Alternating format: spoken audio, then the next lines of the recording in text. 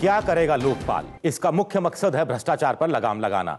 इसके तहत अब प्रधानमंत्री, मंत्री, संसद सदस्य और ग्रुप ए, बी और सी, डी के सरकारी कर्मचारी भी आएंगे।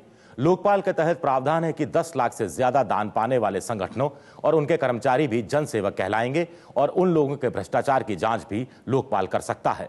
वैसे तो प्रधानमंत्री को इसके बाहर होना चाहिए था, लेकिन हमने सहमति दिखाई क्योंकि हमने विपक्ष की जो भावनाएं हैं उसको अपनाया, क्योंकि हम चाहते हैं कि एक लोकपाल, सशक्त लोकपाल बिल पास हो, और कहा कि हाँ, प्रधानमंत्री उन दायरे में आए लेकिन कंडीशंस के साथ।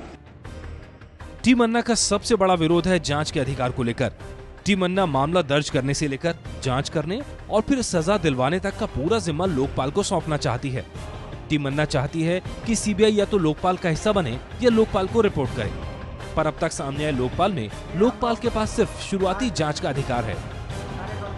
एक दंतहीन लोकपाल घूमेगा चारों तरफ, वो उसको भेजेगा, वो उसको भेजेगा, फिर वहां से ऐसे जाएगा। आप उसका डायग्राम बनाइए तो इतना कॉम्प्लिकेटेड डायग्राम होगा कि किसी को समझ में नहीं आएगा, उपाध्यक्ष महोदय, कि कौन सी बात कहां जा रही है, किस एजेंसी के पास जा रही है।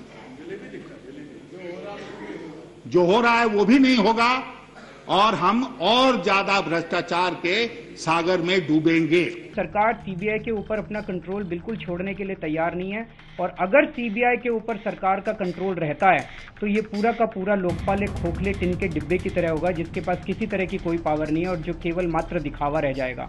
सबसे क्रिटिकल चीज ये है कि सीबीआई को सरकारी शिकंजे से निकालकर सीधा लोकपाल के कंट्रोल के अंडर में लाना चाहिए। टी मन्ना चाहती है कि केंद्र की तरह राज्यों में भी लोकायुक्त बने, उसका गठन भी केंद्रीय कानून के जरिए किया जाए। इस पर भी अधिकतर दल सहमत नहीं है। उनके मुताबिक राज्यों में लोकायुक्त को बनाने का जिम्मा राज्य का ही होना चाहिए।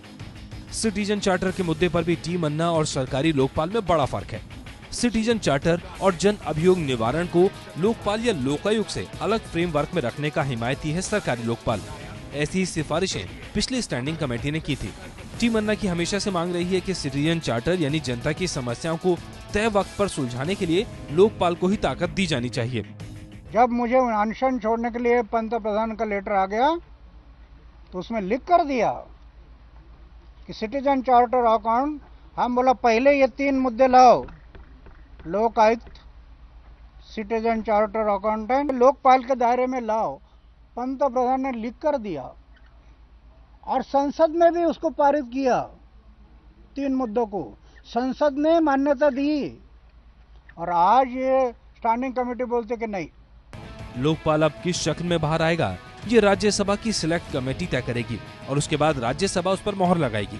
लेकिन सरकार ने पहले ही साफ कर दिया है कि वो अब जो भी करेगी संसद के नाम पर ही करेगी।